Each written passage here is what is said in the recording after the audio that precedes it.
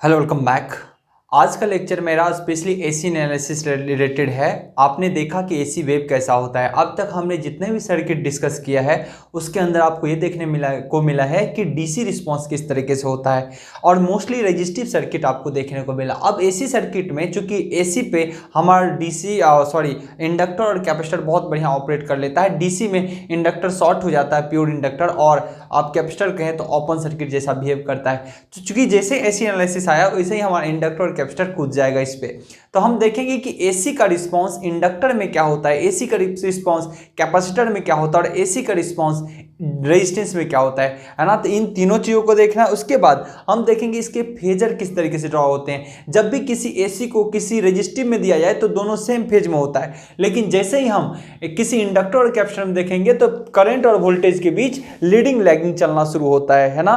तो ये चीजों को देखना है। इसमें मेनली हमको एसी का रिस्पांस देखना है इन केस ऑफ इंडक्टर और कैपेसिटर। नेक्स्ट इसमें यह भी देखना है कि फेजर कैसे ड्रॉ होता है और कौन से कंडीशन रिजोनेंस के होते हैं और इंपीडेंस ट्रायंगल क्या होता है, इनके बारे में हम चर्चा करेंगे। तो चलिए यहाँ पे स्टार्ट करता हूं मैं।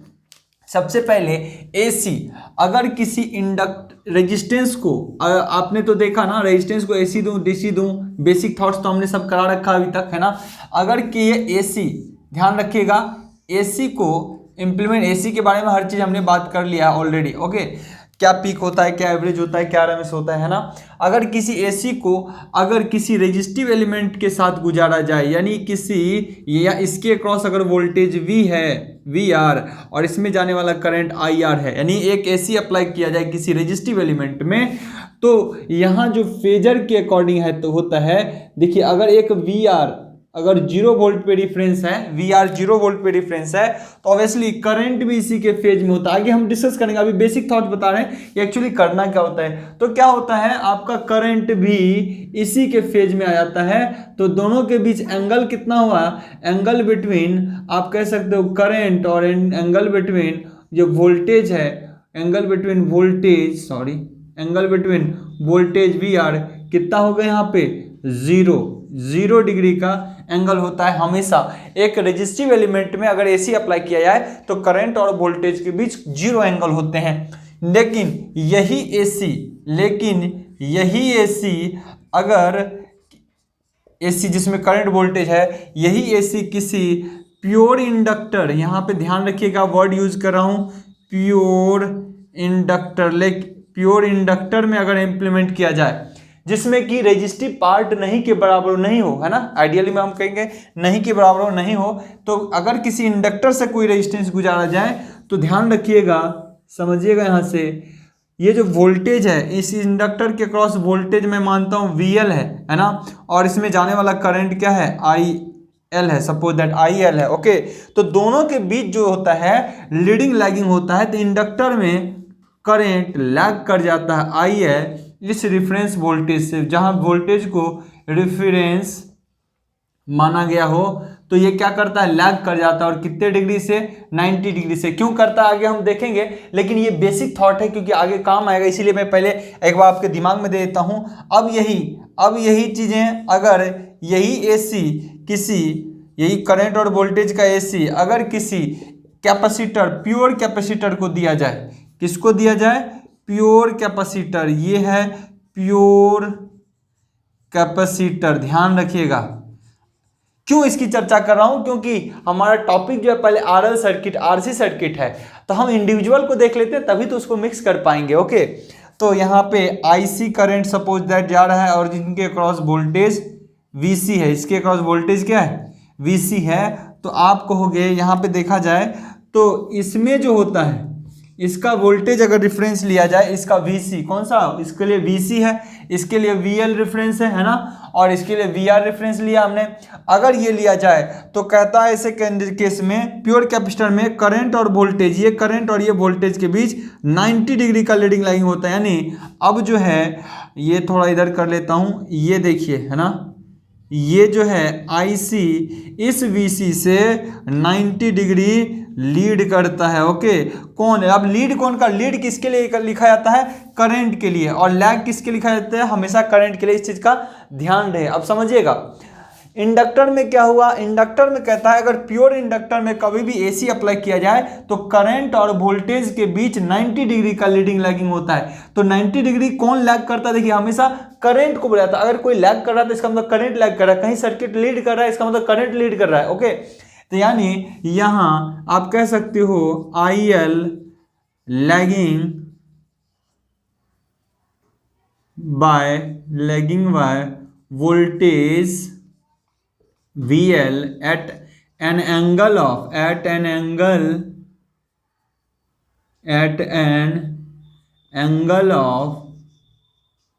कितने डिग्री से, 90 डिग्री से। लेकिन ध्यान रहे ये कब, जब प्योर इंडक्टर होगा।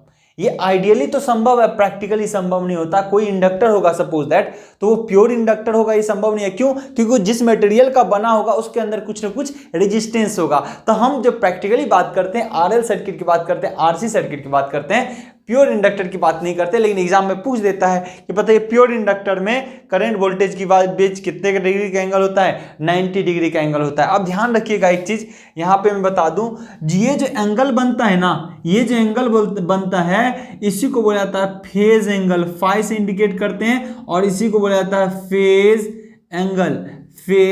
एंगल। ओके, और इसी को फाई से डिनोट किया जाता है। नेक्स्ट यहां देखिएगा, ये भी एक VC है, ये IC है। ओके, इन दोनों के बीच एंगल बना तो यहां पे मैं कह सकता हूं IC, ये IL के लिए था, ये IL के लिए था, यहां IC लीड बाय VC, किससे कर रहा है, इस VC से, एट एन एंगल ऑफ कितना डिग्री से, 90 डिग्री से।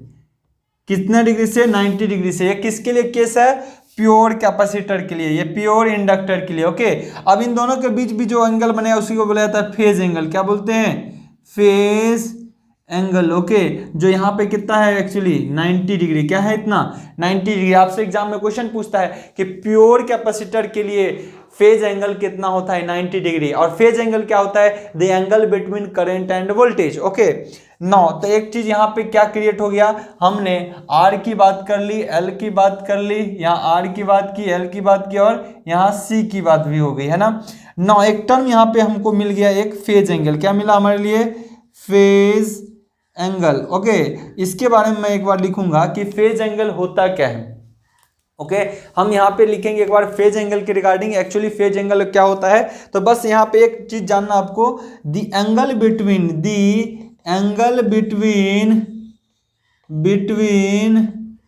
करंट एंड वोल्टेज, दिख रहा है ना यहाँ तक, the current and voltage, and it is indicated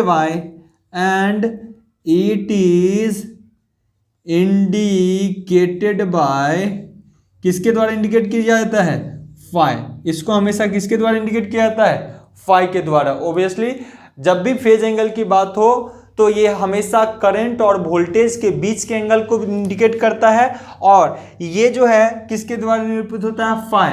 अब देखिए फाई का वैल्यू कुछ भी हो सकता है, 0 से 90 के बीच कुछ भी हो सकता है। अब देखिए 90 कब होगा, जब प्योर इंडक्टर होगा, यानी प्योर रेजिस्टिव में करंट वोल्टेज फेज में, और प्योर इंडक्टर में 90 डिग्री। इसका मतलब जब दोनों का मिक्सचर हो जाए, RL हो जाए, तो ये हमेशा इन दोनों के बीच लाई करेगा। करंट कहाँ लाई करेगा, इन दोनों एंगल के बीच। क्लियर, यानी प्योर इंडक्टर में देखिए, प्योर रेजिस्टिव में करंट वोल्टेज सेम फेज में, लैगिंग यानी इंडक्टिव केस में वोल्टेज वही है, करंट 90 से लैग कर गया। अगर दोनों का मिक्स सर्किट हो, यानी RL मिक्स सर्किट हो, R भी हो L भी हो एक साथ सीरीज में, तो इन दोनों के करंट जो होता है 90 लीड नहीं करेगा, लैग नहीं करेगा। क्यों, क्योंकि इसमें प्योर इंडक्टिव प्रॉपर्टी है। जैसे इसमें रजिस्टर मिक्स हो जाएगा तो हम इसमें थोड़ा ही लैग दिखाएंगे। फाई का मान 40 डिग्री हो सकता है, 45 डिग्री में हो सकता है। तो इसका मतलब फाई हमेशा फिक्स नहीं होगा 90 डिग्री, फाई हमेशा फिक्स नहीं है 90 डिग्री। अगर ये नेचर पे डिपेंड करता है, एलिमेंट कैसा है। प्योर इंडक्टर है तो 90 होगा, इंडक्टर रेजिस्टेंस मिक्स है तो 90 और 0 के इन दोनों के बीच होगा। अब कितना होगा वो हम आगे देखेंगे RL सर्किट में। ओके, तो यहाँ एक चीज तो तय हो गया कि phase angle is angle between current and voltage. Okay, and it is indicated by phi. Now another point is phase angle क्यों क्रिएट होता है और किसके कारण क्रिएट होता है, हमेशा ध्यान रखिएगा। फेज एंगल तभी पावर फैक्टर को हम बढ़िया से समझ पाएंगे। ध्यान से समझिए, यहाँ पे फेज एंगल क्यों क्रिएट हुआ जी। फेज एंगल देखिए, यहां क्या फेज एंगल क्रिएट हुआ? नहीं। फेज एंगल कहां से क्रिएट होना शुरू हुआ? जहां पे इंडक्टर दिखा, जहां पे कैपेसिटर दिखा। तो phase angle always create, okay, phase angle always create when energy storing element is included in the circuit. Okay, circuit के अंदर अगर एनर्जी स्टोरिंग एलिमेंट, जैसे कि इंडक्टर और कैपेसिटर एक एनर्जी स्टोरिंग एलिमेंट है, ये पहले हाफ में एनर्जी को स्टोर करता है, फिर डिलीवर करता है, एनर्जी को स्टोर करता है, डिलीवर करता है। इसके बारे में पावर इलेक्ट्रॉनिक्स में आप बहुत बेहतर तरीके से जानते हैं, हालांकि हम भी डिस्कस करेंगे इस चीज के बारे में, है ना। और मुझे लगता है कि बेसिक फंडामेंटल में आपको बताया है कि किस तरीके से इंडक्टर फील्ड के रूप में, किसके, मैग्नेटिक फील्ड के रूप में, और कैपेसिटर इलेक्ट्रिक फील्ड के रूप में एनर्जी का स्टोर करता है। ये फर्स्ट लेक्चर में आपको, फर्स्ट जो यूनिट थे उसके अंदर हमने बेसिक में कराया था आपको। ओके, तो यहाँ पे ये चार्ज के रूप में एनर्जी स्टोर करता है इलेक्ट्रिक फील्ड में, ये मैग्नेट के रूप में एनर्जी को स्टोर करता है। ओके, तो हम कह सकते हैं फेज एंगल। अब इसके बारे में कुछ पॉइंट और लिखेंगे। क्या? फेज एंगल, इसी के पॉइंट को मैं ऊपर लिख देता हूं। Phase angle creates if circuit consist, ये पॉइंट आपको ऐड करना है, एनर्जी स्टोरिंग एलिमेंट, एनर्जी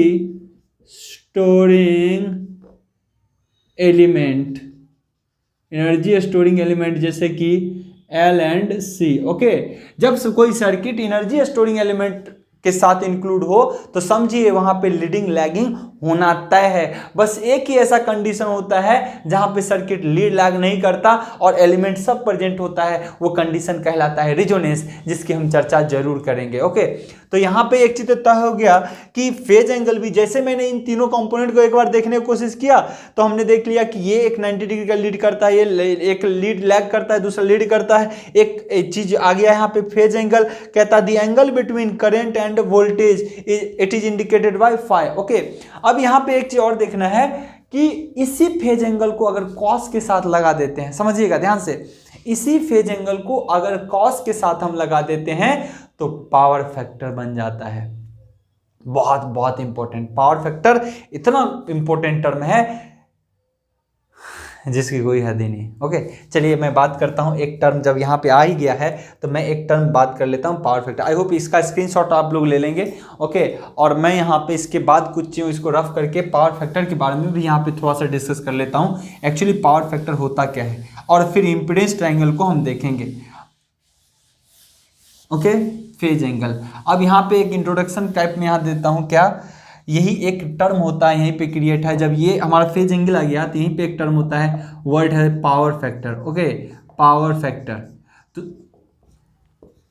एक चीज और समझ लीजिए, है ना, जो फेज एंगल में बोला कि ये फेज एंगल सर्किट पर निर्भर करता है, सर्किट कैसा है, प्योर रेजिस्टिव होगा फेज एंगल 0 होगा, प्योर इंडक्टिव होगा 90 डिग्री होगा, प्योर कैपेसिटिव होगा 90 डिग्री होगा। तो कहोगे सर कहीं फेज एंगल सिर्फ 90 डिग्री दे दे तो कैसे समझेंगे कैपेसिटर है या इंडक्टर है? ध्यान रखिएगा, अगर कभी भी 90 डिग्री देता है तो कभी भी ये जरूर लिखेगा लीडिंग और लैगिंग। 90 डिग्री लीडिंग मतलब हो गया कि कैपेसिटर लगा होगा, 90 डिग्री लैगिंग मतलब लिखा होगा, इसका मतलब कि वो इंडक्टिव सर्किट है। ओके, इन चीज़ों का हमेशा ध्यान होना चाहिए। चलिए, पावर फैक्टर क्या है? तो पावर फैक्टर कहता है it is cosine angle between, ध्यान से समझिएगा, बहुत ही इंपॉर्टेंट कॉन्सेप्ट है, cosine angle between current and voltage. It is cosine angle between current end voltage and it is indicated bye cos phi and it is indicated bye cos phi। यही तो है power factor, समझिएगा ध्यान से। क्या कहता है पावर फैक्टर? क्या कहता है? It is the cosine angle, यानी कॉस के साथ जो एंगल लगता है between current and voltage, and it is indicated bye cos phi। और यहाँ पे समझना है, फेज एंगल को फाई से इंडिकेट किए, इसी फाई को अगर cos के साथ लगा दूं तो वही क्या कहलाता है? Power factor. यही क्या कहलाता है? Power factor. अगर आपसे पूछ दे, अब समझिएगा, आपने फेज एंगल देख लिया, आपसे अगर पूछ दे प्योर रेजिस्टिव सर्किट का फेज एंगल कितना होगा, आपको 0, प्योर इंडक्टर का 90, प्योर कैपेसिटर का 90। ओके, अब पूछ दे प्योर रेजिस्टिव सर्किट का पावर फैक्टर क्या? आप ये दिख रहा है, देखिएगा अभी मैं दिखाता हूं। प्योर इंडक्टिव सर्किट का पूछ दे आपसे पावर फैक्टर, आपने आई होप यहाँ तक नोट डाउन कर लिया होगा। अब मैं यहाँ से चलूँ आगे, थोड़ा सा आगे चलूँ तो कुछ चीज़ें और यहाँ से देखने की है। इन सर्किटों का पावर फैक्टर भी अगर पूछ दे, पावर फैक्टर, तो ध्यान से समझना है, यहीं इंक्लूड हो जा रहा है, ये सब चीज़ समझना है ध्यान से। अगर पूछता है प्योर रेजिस्टिव सर्किट का पावर फैक्टर, तो आपको पता है क्या है, cos फाई होता है। फाई यहाँ पे प्योर रेजिस्टिव सर्किट का पावर फैक्टर क्या होगा, तो cos फाई।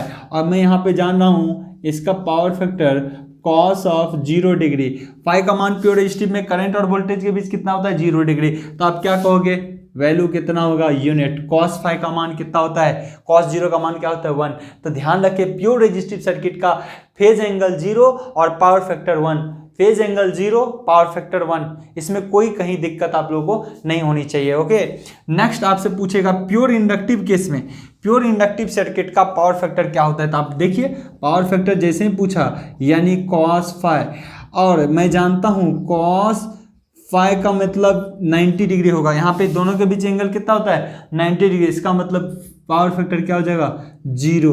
आपसे पूछेगा प्योर इंडक्टिव सर्किट का पावर फैक्टर क्या होता है, 0। पावर फैक्टर को और बेहतरीन तरीके से हम समझाएंगे, क्योंकि पावर फैक्टर बहुत इंपॉर्टेंट चीज होता है। लेकिन ये बेसिक करते करते किस तरीके से इंट्रोड्यूस यहाँ भी हो गया, तो मैं चाह रहा था कि यहाँ इसको छोड़ू ना, इसको बताऊं जरूर। ओके, अब प्योर इंडक्टिव सर्किट का पूछे पावर फैक्टर, तो क्या होता है हमेशा 0, क्योंकि फेज एंगल 90 है, cos के साथ लगाएंगे, cos 90 क्या होता है, 0। cos 90 क्या होता है, 0। और पूछेगा प्योर कैपेसिटिव सर्किट का पावर फैक्टर बताइए, प्योर कैपेसिटिव सर्किट का, तो यहाँ भी लगाएंगे cos 90 डिग्री, तो ये भी क्या हो जाएगा, 0। बहुत इंपॉर्टेंट रिजल्ट है ये तीनों, ये भी तीनों बहुत इंपॉर्टेंट रिजल्ट है। जैसे कि फेज एंगल कितना होता है वैसे पूछ देगा के बाद पावर फैक्टर क्या होता है। तो आपने देख लिया ये। अब अपने को मिक्सचर करना है कि RL को जोड़ूँ तो RC को जोड़ूँ तो RLC, तीनों को जोड़ूँ तो फिर इसकी क्वालिटी फैक्टर क्या होती है, फिर इसकी रिजोनेंस कंडीशन क्या होता है, फिर इसको पैरेलल में जोड़ेंगे, है ना। पहले सीरीज में डिस्कस करेंगे, फिर पैरेलल में डिस्कस करेंगे। ये पूरा यूनिट तो यही कह रहा है। और इसमें फेजर सीखना है, मेन फेजर इसका इंपॉर्टेंट हो जाता है हमारे लिए। ओके, तो ये चीजें आई होप आपने देख लिया कि किस तरीके से अब तक ये कैलकुलेट होके आया है। अब हम इसमें कुछ चीज़ों को और देखेंगे, जैसे कि सपोज दैट यहाँ पे समझिए क्या अब मुझे देखना है, क्योंकि ये अगर कहीं सर्किट में सिर्फ R हो गया तब ना, लेकिन किसी सर्किट में लोड, इंडक्टर डायरेक्ट तो नहीं लगाते हैं, लोड में अगर मोटर लगाओगे, लोड में क्या लगाओगे, प्रैक्टिकली मोटर। तो मोटर कैसा है कि इंडक्टिव लोड है, मोटर कैसा है, इंडक्टिव। आपके घर में पंखा एक इंडक्टिव लोड है, तो जब इंडक्टिव लोड लगेगा तो करंट वोल्टेज और AC अपन अप्लाई करेंगे तो क्या रिस्पॉन्स देगा, क्या पावर फैक्टर होगा, क्या उनका फेज एंगल होगा, वही निकालना है। ठीक है, ये चीज का हमेशा ध्यान रहे, क्या उसका फेज एंगल होगा, क्या उसका पावर फैक्टर होगा। अब बेसिक कुछ थॉट्स में समझाता हूं, समझिएगा क्यों ये रिस्पॉन्स निकालने का झंझट है। डीसी में ऐसा कुछ नहीं था। डीसी में चूंकि रेजिस्टिव सर्किट पे काम कर रहा था, फटाफट हो रहा था, इंडक्टर तो शॉर्ट कर जा रहा था, कैपेसिटर ओपन हो जा रहा था डीसी में। अब क्या है समझिएगा, जब हमारे पास एसी सोर्स है, समझिएगा हमारे पास एसी सोर्स है और यहाँ कोई लोड है, सपोज दैट मैं कहता हूँ मोटर है। 3 कंडीशन लेता हूं, अभी 2 ही कंडीशन लेता हूं, समझिएगा। एक कंडीशन लेता हूं बल्ब का और एक कंडीशन लेता हूं मोटर का। यहां एक सोर्स है, समझिएगा। यहां सोर्स आपके पास कोई एसी जनरेटर है या आपका प्लग घर का, और एक बार आपने यहां पे बल्ब रखा है, दूसरा कंडीशन नीचे मोटर रखा है। आपने इस प्लग से आपने पहले बल्ब को कनेक्ट किया, बल्ब एक रेजिस्टिव लोड है, ओके, बल्ब से कनेक्ट किया तो बल्ब एक रेजिस्टिव लोड है। तो आप ये पाओगे जब देखोगे सर्किट को एनालाइज करोगे तो यहां से निकलने वाला करंट और वोल्टेज, यहां से निकल, जैसे इस बल्ब से कनेक्ट किया हूं यानी रेजिस्टिव लोड से कनेक्ट किया हूं, तो इस सोर्स से निकलने वाला करंट और वोल्टेज दोनों फेज में होते हैं, दोनों फेज में होते हैं। अब फेज में किसको बोलते हैं, आई होप हमने पहले भी डिस्कस कर दिया था। अभी देखो फेज में किसको बोलते हैं, अगर ये वोल्टेज है और कोई करंट है, अगर कोई करंट है, अगर ये दोनों एक साथ चले, यहाँ पे देखो कोई डिग्री का शिफ्टिंग है, ये आगे पीछे चल रहा है, करंट वोल्टेज नहीं, ये वोल्टेज है ये करंट है, दोनों सेम फेज एंगल कितना है, 0। अगर समझिए क्या होता है, सोर्स से किसी लोड पे, अगर रेजिस्टिव लोड, किसी लोड की बात नहीं कर रहा हूं, अभी बल्ब की बात कर रहा हूं, तो सोर्स से किसी लोड पे अगर जाता है तो जब देख लेगा, यहाँ सोर्स तुरंत देखता है इंस्टेंटली कि लोड तो कैसा है, रेजिस्टिव में देखता है कि करंट पे जो अपने को यहाँ पे वोल्टेज और करंट चलना है, क्या करना है, साथ साथ। तो करंट और वोल्टेज आपस में क्या चलता है, साथ साथ। अब देखो मैग्नीट्यूड ऊपर नीचे क्यों रहता है, तो चूंकि वोल्टेज अगर 230 है तो करंट तो 2 एम्पियर 4 ही एम्पियर होता है ना, तो करंट का मैग्नीट्यूड ज्यादा नहीं होता, वोल्टेज का ज्यादा होता है। लेकिन क्या दोनों हमेशा सेम फेज पे चल रहा है, दोनों हमेशा किस पे चल रहा है जी, सेम फेज पे। इसी को बोलते हैं फेज एंगल जीरो हो जाना, इसी को बोलते हैं फेज एंगल जीरो आना है। यहाँ पे फेज एंगल कितना हो गया, जीरो, यानी फाई कितना हो गया, जीरो। ओके, अब ये रिस्पॉन्स देख लिया। अभी बोर्ड तो वही था, प्लग आपका वही है। अगर रेजिस्टिव सर्किट देख लिया इसने, तो यहां से दोनों सेम फेज में जाएगा और उसको पूरा एक्टिव पावर मिलेगा। यहां पे पावर का भी डिस्कशन आगे करेंगे।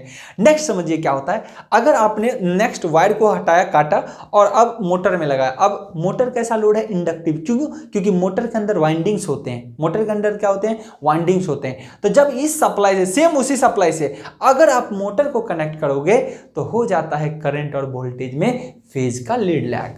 ये क्या इंडिकेट करता है, पावर फैक्टर क्या इंडिकेट करता है, एक्चुअली पावर फैक्टर ये इंडिकेट करता है कि किसी मोटर को, उसी बल्ब को अगर आप वही इसी सोर्स से सप्लाई दे रहे थे तो उतना पावर कंज्यूम कर रहा था जितना हम डिलीवर कर रहे थे। लेकिन मोटर को अगर सप्लाई देंगे तो जितना हम डिलीवर कर रहे हैं मोटर उतना पावर कंज्यूम नहीं करता है, यानी कहीं ना कहीं ये करंट ज़्यादा ड्रॉ करता है। तो यहाँ पे रोल आते हैं रिएक्टिव पावर का, यहाँ पे रोल आता है पावर फैक्टर का, है ना। तो पावर फैक्टर वहीं पे इंट्रोड्यूस होता है जहां जिस सर्किट में इंडक्टर होता है या जिस सर्किट में कैपेसिटर होता है। इसीलिए power factor improvement power system के अंदर बहुत इंपॉर्टेंट होते हैं। अब समझिए एक बात क्या हो रहा है जो मैं बता रहा हूं। तो हमारे पास तो अब मोटर आ गया, मोटर सप्लाई हमारे पास प्लग वही है। तो क्या होता है, जैसे ही अपन सप्लाई इसके साथ कनेक्ट करेंगे तो क्या होता है, वोल्टेज, अब ये इंडक्टिव लोड है, वोल्टेज पहले अपियर होता है, वोल्टेज इस मोटर के अक्रॉस पहले अपियर हो जाता है, करंट उसके पीछे पीछे चलता है। ये हमारा मेन टारगेट होता है।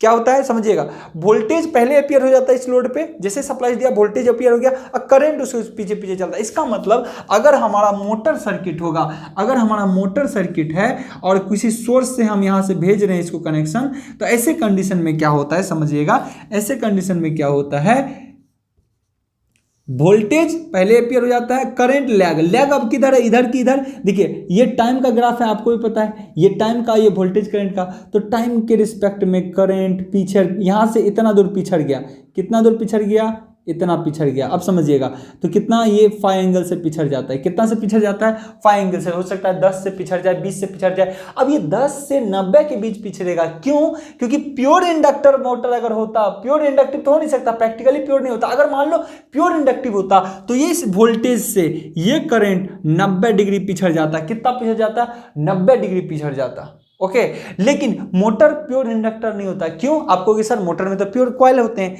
उसमें देखिए जब प्रैक्टिकली हम किसी वाइंडिंग को वाउंड करते हैं मोटर पे, तो श्योर उस वो तार कभी भी आइडियल उसका रेजिस्टेंस हो ही नहीं सकता जीरो, उस तार का रेजिस्टेंस जीरो नहीं हो सकता। इसलिए उस वाइंडिंग के अंदर सिर्फ रेजिस्टेंस नहीं हो सकता, सिर्फ कैपेसिटर नहीं हो सकता, इंडक्टर नहीं हो सकता, रेजिस्टेंस भी साथ में रहता है। इसीलिए हम डिस्कस करते हैं आरएल सर्किट की। क्या बात करते हैं, प्रैक्टिकली आरएल सर्किट हो सकता है। कभी भी प्रैक्टिकली हम सिर्फ इंडक्टर की बात नहीं कर सकते हैं, क्योंकि कोई भी इंडक्टर कंडक्टर को मेढ़ेंगे, चाहे कॉपर की तार ले लूं, चांदी की ले लूं, सोना की क्यों ना तार ले लूं, उसके अंदर कुछ ना कुछ रेजिस्टेंस होगा।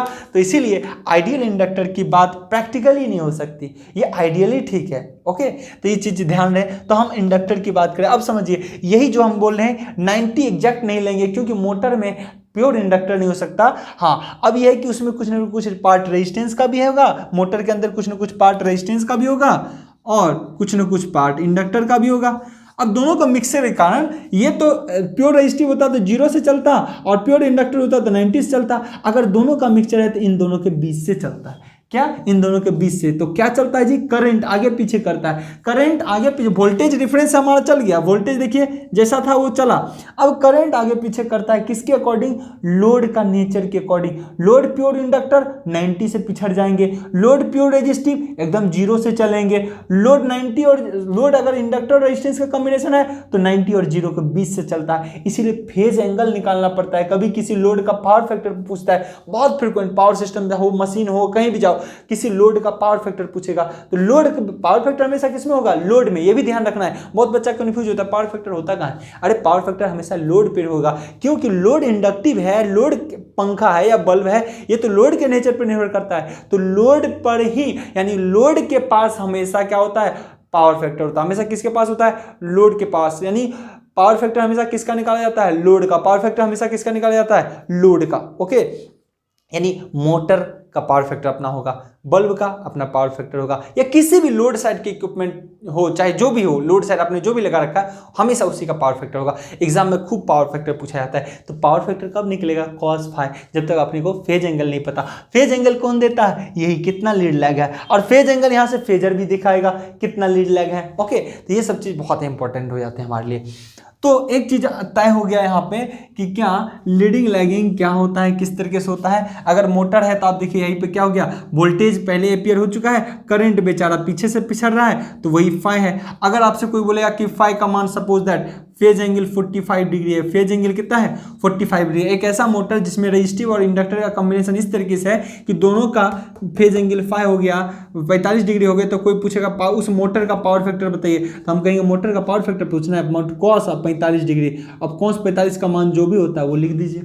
कॉस 45 का मान वही होता है जो साइन 45 का होता है, ये भी ध्यान रहे। कॉस 45 का मान वही होता है जो साइन 45 का होता है। तो क्या ओके, तो आपका क्या हो गया? cos 45 का मान 1/√2, 1/√2। तो ये चीज हो गया। अब पावर फैक्टर निकाल के करते क्या है? अब सबसे बड़ी बात ये है कि सर पावर फैक्टर निकाल के क्या करेंगे? मोटर जो अब लीडिंग लैगिंग हो गया तो हो गया, क्यों इसका स्टडी करते हैं? देखिए हमारी चाहत यही होती है कि किसी भी इंस्ट्रूमेंट का, समझिएगा ध्यान से, किसी भी इंस्ट्रूमेंट का अगर पावर फैक्टर 1 हो तो हम ये मानते हैं कि जितना हम मानते नहीं है होता ही है, जितना हम इस सोर्स से भेज रहे हैं किसी लोड पे, अगर 10 वाट भेज रहे हैं तो 10 वाट कंज्यूम हो जाएगा, 10 वाट भेज रहे हैं तो 10 वाट कंज्यूम हो जाएगा। लेकिन सेकेंडरी कंडीशन में अगर यहां कोई मोटर है, अगर यहां मोटर है और अगर मैं यहां से अब वाट नहीं बोलूंगा, अब बोलूंगा यहां पे कोई 10 यूनिट भेज रहा हूं तो ये मोटर खींचेगा 8 यूनिट। ये मोटर अगर पावर फैक्टर 0.5 है तो मोटर लेगा 5 यूनिट। ओके, भेज रहा हूं 10 ले रहा है 5, भेज रहा हूं 25 ले रहा है 12.5, भेज रहा हूं 50 ले रहा है 25। ये ड्यू टू पावर फैक्टर होता है और ड्यू टू इंडक्टर और कैपेसिटर के कारण होता है ना। तो ये भी चीज होते हैं। तो कोई भी एलिमेंट हमारा चाहत होगी कि इसका पावर फैक्टर एकदम नहीं के बराबर, पावर फैक्टर 1 के बराबर हो जाए, फेज एंगल एकदम कम से कम हो। क्या चाहेंगे? फेज एंगल कम से कम हो, क्योंकि 10 यूनिट भेज रहा हूं तो मोटर 10 को मिल जाए, मैं 20 भेजूं तो 20 मिल जाए, 50 भेजूं तो 50 मिल जाए। चाहत तो यही होगी ना, बीच में खर्च ना हो जाए, कहीं से कोई और पावर जनरेट ना हो जाए। लेकिन इंडक्टर कहता है कि नहीं, आप चाहे कुछ भी कर लो, आप कुछ भी कर लो, मैं तो फेज क्रिएट करूंगा ही, और ये फेज क्रिएट करेगा तो फेज एंगल क्रिएट होगा, और फेज एंगल क्रिएट होगा तो पावर फैक्टर होगा, और पावर फैक्टर होगा तो रिएक्टिव पावर इसी में आ जाता है। कभी भी प्योर रेजिस्टिव सर्किट में रिएक्टिव पावर नहीं आएगा। प्योर इंडक्टर, प्योर कैपेसिटर, या मिक्सअप ऑफ इंडक्टर रेजिस्टर, या mix up of inductor capacitor resistor, या फिर मिक्सअप ऑफ रेजिस्टेंस कैपेसिटर, इसके मिक्सचर वाले में हमेशा पावर फैक्टर जनरेट होता है, फेज एंगल जनरेट होता है, और रिएक्टिव पावर आ जाता है। तीसरा नाम पावर का, थर्ड वन नाम रिएक्टिव पावर। आई होप पहले मैंने डिस्कस किया था, नहीं भी किया था तो हम यहाँ पे जनरेट करेंगे, आपको बताएंगे एक्चुअली रियल पावर क्या होता है, रिएक्टिव पावर क्या होता है, और अपीयरेंस पावर क्या होता है। तो मुझे नहीं लगता कि इन बेसिक थॉट्स में आपको कहीं कोई दिक्कत आई होगी। ये बिल्कुल बेसिक है कि किसी एसी को इंप्लीमेंट करें रजिस्टर, इंडक्टर और कैपेसिटर में तो क्या होगा। अब हम नेक्स्ट यहाँ पे देखेंगे, एक टर्म देखेंगे, क्या वो टर्म होगा हमारे लिए पहले कि जेड को समझ लें। जेड एक्चुअली क्या होता है, जैसे इसका रेजिस्टेंस है, इसका रिएक्टेंस है, इसका भी रिएक्टेंस है, तो इसको एक्सेल से इंडिकेट करते हैं, इसको एक्सी से और इसको आर से। अगर हम ध्यान रखें, अगर हम दो कॉम्बिनेशन ले लेंगे आर और एल का, तब हम क्या करेंगे? टोटल रेजिस्टेंस के लिए क्या कहाँ जाएंगे? तब हम टोटल रेजिस्टेंस के लिए जेड के पास जाते हैं। तो जेड कहता है आर प्लस जे एक्सएल लिख लो। क्या कहता है? जेड कहता है आर प्लस जे एक्सएल लिख लो। तो फिर आर प्लस जे एक्सएल लिख लेंगे तो मुझे क्या चाहिए यहाँ पे? पहले इंपीडेंस ट्रायंगल के बारे में जानकारी होनी चाहिए। तो अब जो है हम पहले RL circuit, RC circuit, RLC circuit को जब जोड़ेंगे उससे पहले इंपीडेंस ट्रायंगल को समझेंगे कि जब जेड बराबर मुझे लिखना होगा तो आर प्लस जुड़ेगा या आर माइनस के साथ जुड़ेगा, उसके फेजर डायग्राम किस तरीके से होंगे, पहले जेड को देख लेंगे, उसके बाद अपने टॉपिक पे जाएंगे RL circuit, RC circuit and RLC circuit. Okay, तो नेक्स्ट टॉपिक को हम देखते हैं। आज की क्लास को यहीं पे एंड करता हूं। Okay, good luck, have a nice day.